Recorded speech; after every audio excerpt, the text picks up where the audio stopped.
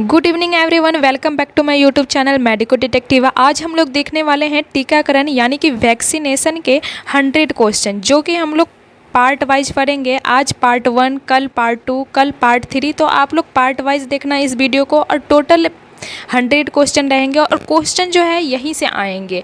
एक टॉपिक से अगर 100 MCQ कराई जा रही है तो क्वेश्चन आएंगे कहाँ से? यहीं से आएंगे। आइए आते हैं बिना देरी किए हुए क्वेश्चन पे। पहला क्वेश्चन है, टीकाकरण का मुख्य उद्देश्य क्या है? What is the main objective of vaccination? बीमारी होने के बाद उसका इलाज करना, या फिर शरीर में रोग प्रतिरोधक क्षमता पैदा करना, या केवल दर्द से राहत देना, या विटामिन की कमी को पूरा करना। तो टीकाकरण का जो मुख्य उद्देश्य होता है ना, वो होता है शरीर में रोग प्रतिरोधक क्षमता पैदा करना, to develop immunity in the body. Okay, यहाँ पे दिया गया है कि टीका शरीर के इम्यून सिस्टम को बीमारी से लड़ने के लिए तैयार करता है। A vaccine prepares the body immune system to fight against disease. Next question है, दुनिया का सबसे पहला टीका किसने विकसित किया था? Who developed the world's first vaccine? Option A में है लुई पास्चर, बी में है अलेक्जेंडर फ्लेमिंग, सी में है एडवर्ड जेनर, डी में है रॉबर्ट कोच। तो दुनिया का सबसे पहला टीका जो है ना, एडवर्ड जेनर ने विकसित किया था। अब कब विकसित किया था? तो यहाँ दिया गया है कि एडवर्ड जेनर ने 1796 में चेचक का पहला सफल टीका बनाया था। ठीक है। नेक्स्ट क्वेश्चन है कि BCG का टीका किस बीमारी से बचाव के लिए लगाया जाता है? BCG vaccine is administered to prevent which disease? Option A में है पोलियो, बी में है क्षय रोग, सी में है मलेरिया, डी में है टाइफाइड।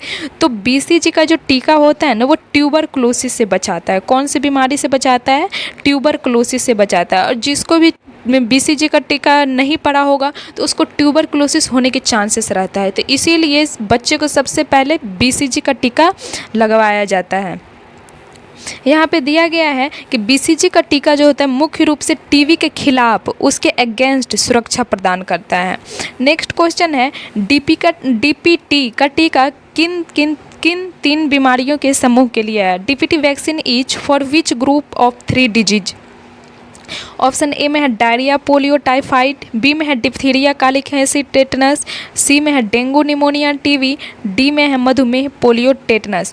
तो DPT जो वैक्सीन है ये हमको बचाता है डिप्थीरिया, काली खांसी और टेटनस। यहाँ पर ऑप्शन नंबर बी सही हो जाएगा। डी से हो गया डिप्थीरिया, पी से हो गया परटूटिस, जिसको हम लोग हिंदी में बोलते हैं काली खांसी, और टी से टेटनस। तो समझ में आ गया, DPT, डी से डिप्थीरिया, पी से परटूटिस जिसको हिंदी में बोलते हैं काली खांसी, और टी से टेटनस। समझ में आ गया सबको DPT का?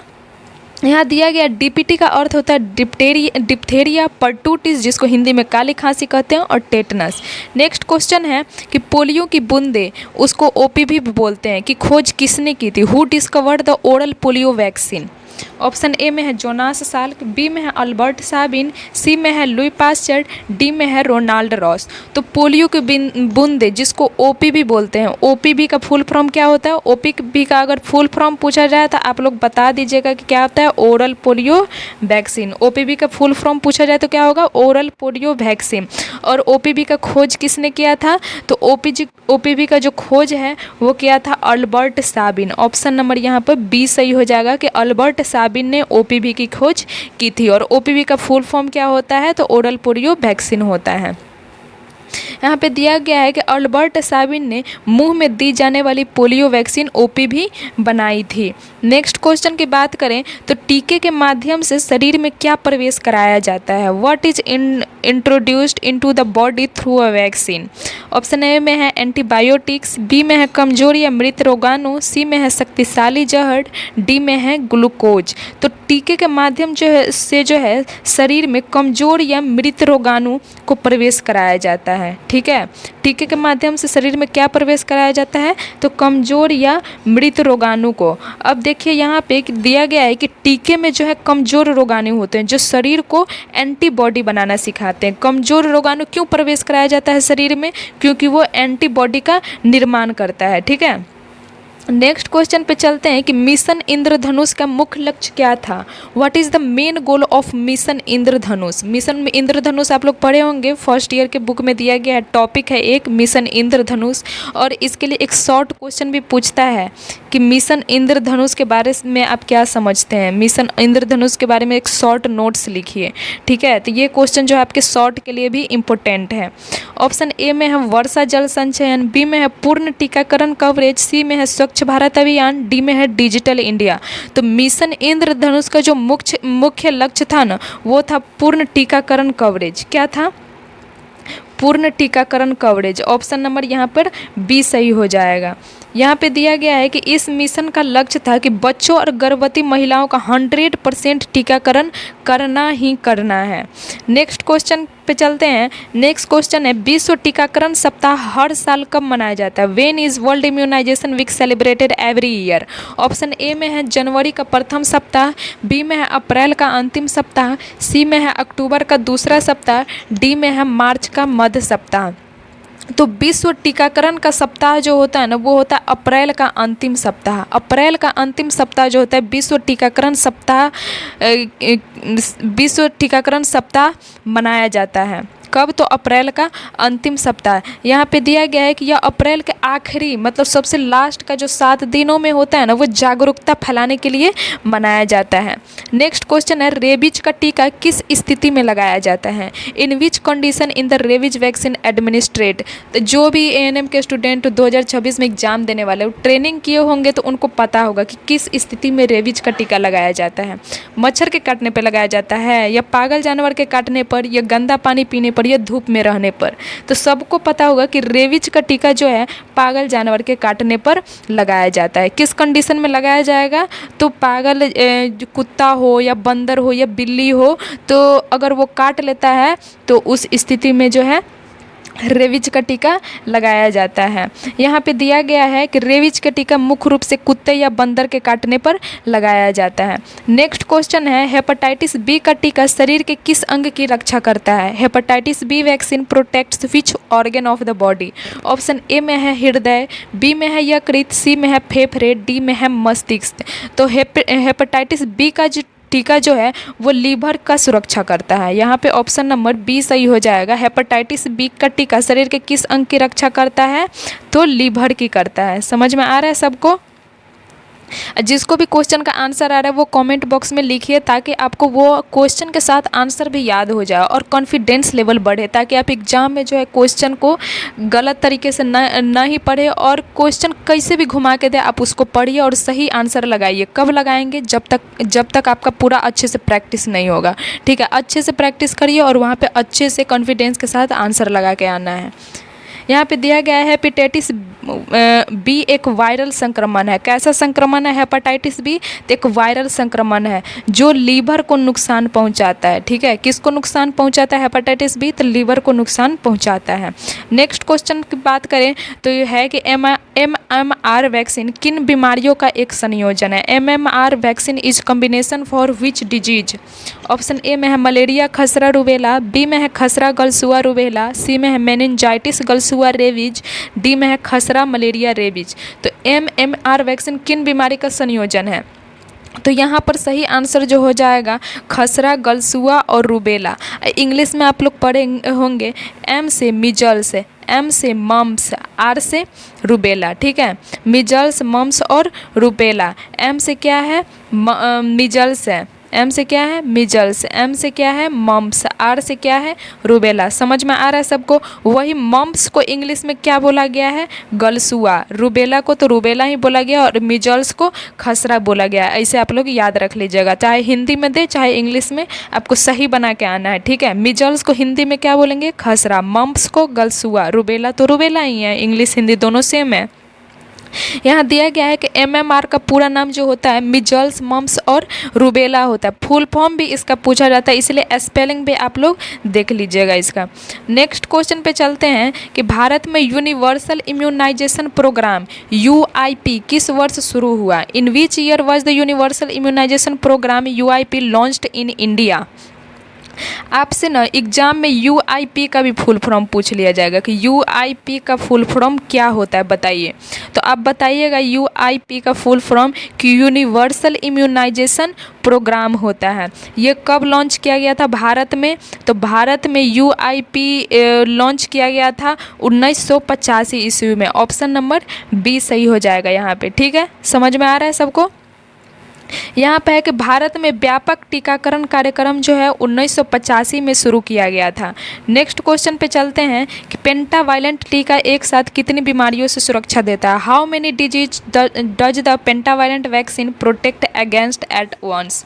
ऑप्शन ए में है 3, बी में है 5, सी में है 7, डी में है 2। तो इसका सबसे अच्छा ट्रिक है याद करने का पेंटा यानी कि प से पेंटा, प से 5। तो पेंटावायलेंट टीका एक साथ कितनी बीमारी को सुरक्षा देगा? 5 बीमारी को सुरक्षा देगा। समझ में आ रहा है सबको? प से पेंटा, प से 5 होता है, तो ऐसे आप लोग याद कर लीजिएगा। पेंटावायलेंट टीका जो एक साथ कितनी बीमारी को सुरक्षा देगा? 5 बीमारी को सुरक्षा देगा। यहाँ पे दिया गया है कि यह डिप्थेरिया, परटूटिस, वो 5 बीमारी कौन सा है? डिप्थेरिया, परटूटिस, टेटनस और हेपेटाइटिस बी है। ठीक है, इससे बचाता है।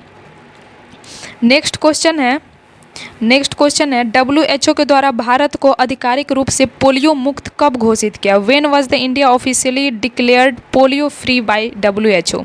ऑप्शन ए में है 2011, बी में है 2014, सी में है 2019, डी में है 2021। तो WHO के द्वारा भारत को आधिकारिक रूप से पोलियो मुक्त 2014 में घोषित किया था। कब किया गया था? 2014 में आधिकारिक रूप से भारत को पोलियो मुक्त घोषित कर दिया गया था। यहाँ पे दिया गया है कि मार्च 2014 में भारत को दक्षिण पूर्व एशिया क्षेत्र के साथ पोलियो मुक्त घोषित किया गया था। नेक्स्ट क्वेश्चन है स्वदेशी रूप से विकसित भारत की पहली कोविड-19 वैक्सीन कौन सी है? ऑप्शन ए में है कोविशील्ड, बी में है कोवैक्सीन, सी में है स्पुतनिक, डी में है मॉडर्ना। तो स्वदेशी रूप से विकसित भारत की पहली कोविड-19 वैक्सीन जो थी वो थी कोवैक्सीन। वो कौन सी वैक्सीन थी? तो कोवैक्सीन वैक्सीन थी। स्वदेशी यानी कि अपने देश में उसका विकास किया गया था। स्वदेशी रूप से विकसित पूछ रहा है। स्वदेशी रूप से विकसित भारत की पहली कोविड-19 वैक्सीन कौन थी? तो कोवैक्सीन थी। यहाँ पे दिया गया है कि कोवैक्सीन को भारत बायोटेक द्वारा स्वदेशी रूप से विकसित किया गया था। नेक्स्ट क्वेश्चन पे चलते हैं कि टीकाकरण में कोल्ड चेन का क्या महत्व है? अब जो भी स्टूडेंट ट्रेनिंग किए होंगे ANM का, उनको पता होगा कि कोल्ड चेन का महत्व क्या है। ऑप्शन ए में दिया गया टीके की कीमत कम करना, या टीके की प्रभावशीलता बनाए रखना, या टीके का रंग बदलना, या टीके को गर्म करना। तो टीकाकरण में कोल्ड चेन का जो महत्व होता है ना, वो होता है टीके की प्रभावशीलता को बनाए रखना। ऑप्शन नंबर यहाँ पर बी सही हो जाएगा, टू मेंटेन वैक्सीन पोटेंसी। ठीक है, कोल्ड चेन में क्या होता है कि जैसे कोई भी वैक्सीन रहते हैं उसका टेम्परेचर मेंटेन करने के लिए रखते हैं। ठीक है, यहाँ पे दिया गया है कि कोल्ड चेन टीकों के निर्माता से उपयोगकर्ता तक ठंडे तापमान में रखने की प्रक्रिया है, यानी कि टेम्परेचर मेंटेन करना होता है कोल्ड चेन में वैक्सीन को। नेक्स्ट क्वेश्चन है टेटनस का टीका आमतौर पर कब दिया जाता है? When is the tetanus vaccine usually given? बुखार होने पर, या चोट लगने या दुर्घटना होने पर, या पेट खराब होने पर, या आँख की जांच के समय। तो टेटनस का टीका जो है दिया जाता है चोट लगने या दुर्घटना होने पर, ताकि उसको टेटनस नाम का बीमारी न हो, इसीलिए टेटनस दिया जाता है चोट लगने पर या फिर दुर्घटना होने पर। यहाँ पे दिया गया कि गहरे घाव या लोहे के चोट लगने पर टेटनस से बचाव के लिए ज़रूरी होता है कौन सा वैक्सीन? तो टेटनस वैक्सीन, जिसको हम लोग TT भी बोलते हैं, TD भी बोलते हैं। नेक्स्ट क्वेश्चन है मानव शरीर में अर्जित प्रतिरक्षा यानी कि एक्वायर्ड इम्यूनिटी कैसे प्राप्त होती है? ऑप्शन ए में दिया गया है केवल जन्म से, बी में दिया गया टीकाकरण या बीमारी के संपर्क से, सी में है केवल व्यायाम से, डी में है केवल सोने से। तो मानव शरीर में अर्जित प्रतिरक्षा यानी कि एक्वायर्ड इम्यूनिटी जो है वो टीकाकरण या बीमारी के संपर्क से प्राप्त होता है। ऑप्शन नंबर यहाँ पे बी सही हो जाएगा। यहाँ दिया गया है कि यह प्रतिरक्षा शरीर में बाहरी रोगाणुओं मतलब बाहर से जो एंटीजन आते हैं या टीके के संपर्क के बाद विकसित होते हैं।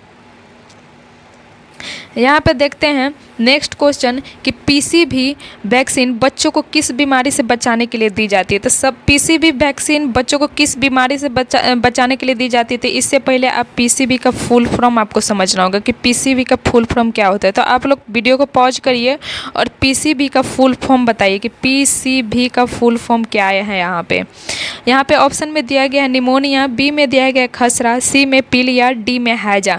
तो पीसीवी का जो वैक्सीन होता है ना वो बच्चों को निमोनिया से बचाने के लिए दिया जाता है। ऑप्शन नंबर ए यहाँ पे सही हो जाएगा। पीसीवी इंजेक्शन क्यों दिया जाता है बच्चों को, तो निमोनिया से बचाव के लिए दिया जाता है। ठीक है, यहाँ पे दिया गया है कि पीसीवी का अर्थ होता है न्यूमोकोकल कंजुगेट वैक्सीन। यहाँ पे दिया गया है इसका full form pneumococcal conjugate vaccine होता है जो कि निमोनिया से बचाव करता है। नेक्स्ट और लास्ट क्वेश्चन है आज का कि टीकाकरण के बाद इंजेक्शन वाली जगह पर सूजन या हल्का बुखार क्या है। व्हाट इज स्वेलिंग और mild fever at the injection site after vaccination. Option A में है टीके का दुष्प्रभाव, बी में है प्रतिरक्षा प्रतिक्रिया, सी में है गलत टीकाकरण, डी में है टीके की विफलता। तो इसका सही आंसर क्या हो जाएगा। इसका सही आंसर जो हो जाएगा ऑप्शन नंबर बी सही हो जाएगा। ठीक है, यहाँ पर ऑप्शन नंबर बी सही हो जाएगा कि सामान्य प्रतिरक्षा प्रतिक्रिया होता है। टीकाकरण के बाद जो इंजेक्शन वाली जगह पे जो होता है ना सूजन हो जाता है या फिर कभी कभी हल्का बुखार हो जाता है, तो ये नॉर्मल इम्यून रिस्पॉन्स है, कोई बड़ा इशू नहीं है, नॉर्मल इम्यून इशू है। इस बात का संकेत देता है कि शरीर का इम्यून सिस्टम टीके पर प्रतिक्रिया दे रहा है। अगर नहीं दे रहा है तो इसका मतलब प्रतिक्रिया नहीं दे रहा है। अगर टीका लगवाने के बाद सूजन हो रहा है, स्वेलिंग हो रहा है या फिर माइल्ड फीवर हो रहा है, इसका मतलब क्या है कि इम्यून सिस्टम जो है उस वैक्सीन पर प्रतिक्रिया दे रहा है। अब हम लोग पार्ट 1 में 1 से लेकर के 20 क्वेश्चन कंप्लीट किए हैं और नेक्स्ट पार्ट 2 में देखेंगे 20 से 40 क्वेश्चन कंप्लीट करेंगे। ठीक है, 20 क्वेश्चन करेंगे लेकिन 20 से 40 तक का कंप्लीट करेंगे।